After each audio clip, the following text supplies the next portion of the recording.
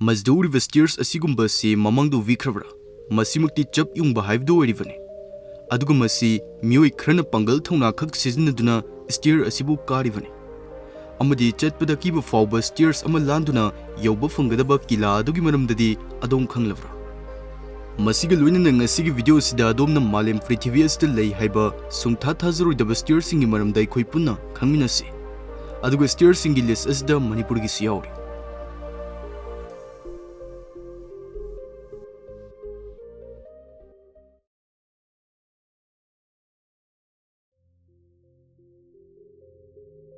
Stairs asi sea level dagi 2,720 meters wangkhatna lei.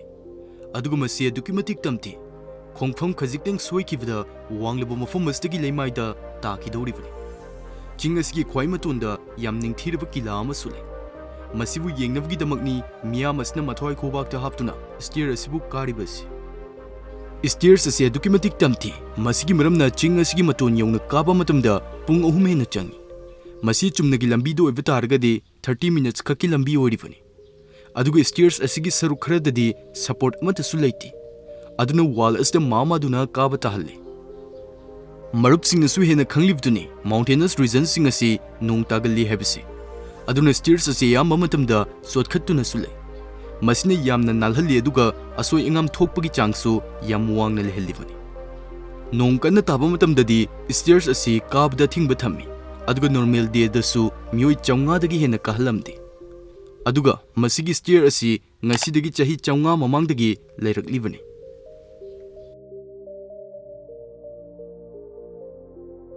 Brazil ki Tijuca forest leiba masigi stairs asi maton yongna kaba matamda yamna fazaba view ba fangi. Masiga loinana akitu zungba su fawallibani.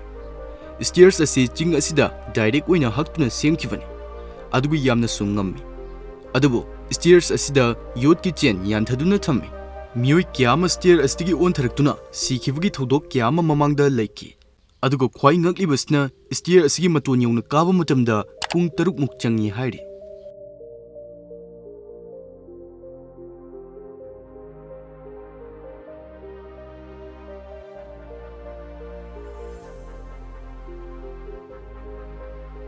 Masigi kila asi yaunavgi damak Malemda Khwai sathiba stairs ama samduna chatpa tahalli.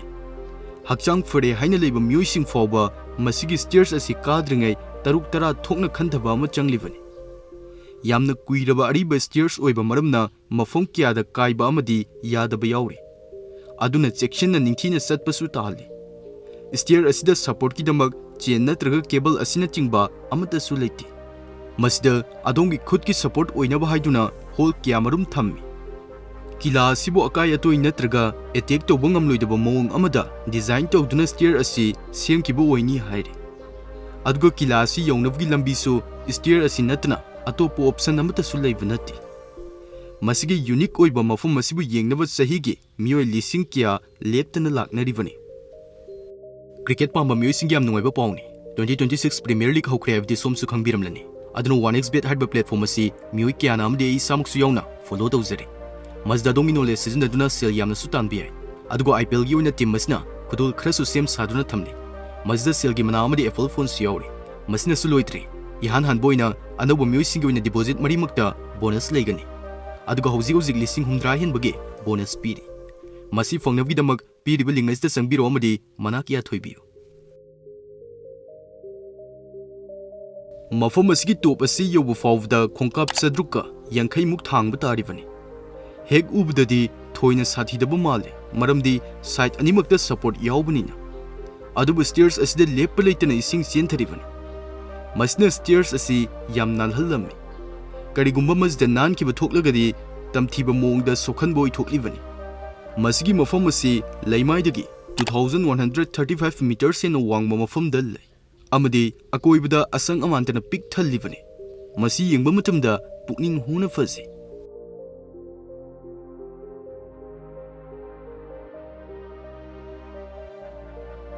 Masigi stairs asi ching asigi masa pumbuda sandui.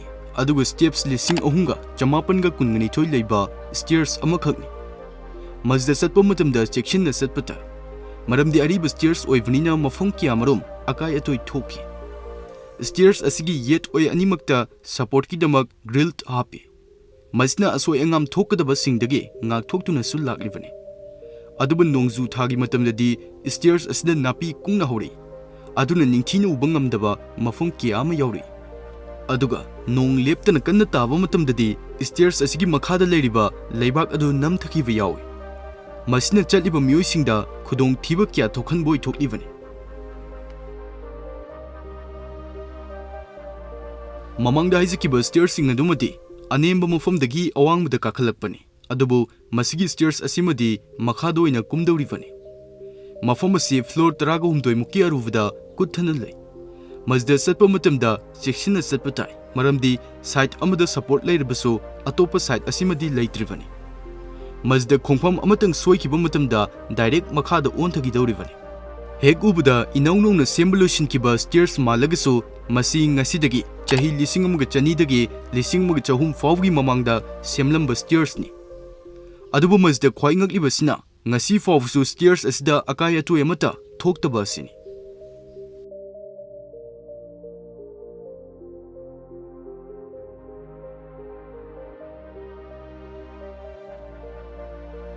Nung sizinabagi mahut masigi stairs asimadi iron rod sizinaduna ching asida semkibani. Site support ki tamak yamna thaba cable amasu thamle. Ichamchamba normal stairs sing fawba dangerous oi khalagadi masigi stairs asidi karai fog danger oi khrage haibadu bamna muktung sagatpiyo. Mafam asdadi safety gi oiba rule and regulation asi yamna maru oi. Maramdi masdagi takiba haibasi hingbagi oi thokpa leite. Adugo haksang asi rescue tawnabu honabada numit ki ani changadawribani.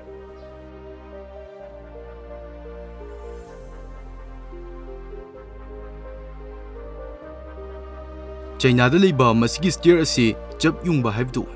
Karigumba masda khongpham chahodana nanthaki ba thoklagadi makhada leiriba chawrba nungjaw sing asida direct ta khidawribani.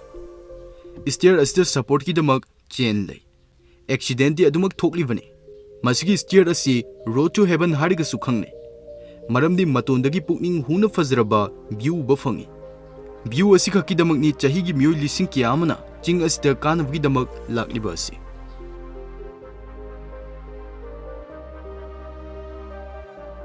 Awang bahibisi sungki ki daba miyoi singtana mazda kana bahone. Stair asi 2296 feet ki awang bam famdale. Aduga masigi awang basdagi tarakpa haibidumadi kari oini haibidu marup singna bamna muktang sagat piyo. Mazda tingliba ladder asi 140 feet changi. Masi steel cable na semkibani. Aduna masi do or die situation ni haivia. Masi harivgi maramdi ching as da chatnavgi lambi asi masigi stair asikak orivani. Adubu marupsing karigumba ching asigi maton yaukiba thoklagadi wahina phongdokpada watladaba prakritigi fazraba drisa ama uba fangani. Masi yengba matamda pukning huna fazai. Masibu yengnavgidamakni miyoi kiyamna mathwai khubakta haptuna stair asibu lalibasi.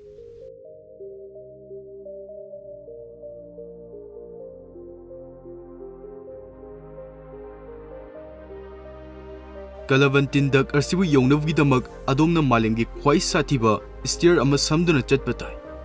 Mazda support kidamak chains natraga cables amatagi facility provide tawdi. Sumnatagi isagi thokpa kajaba taribani. Mafam khradi lanabo honabda yamna arubu oi. Nongju thagi matamda leibakna maram oiraga amukke hena sathi halli.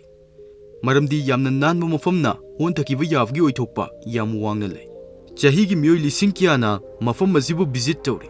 Amdi laibak thiba miyoi khradi chahigi thawai manglibani. Aduna asoi angam thoktanaba authority singna akaknaba mising tamak kahalli. Mafam masi kaningba taragadi adomsu guide ama nektuna explore tawbiya.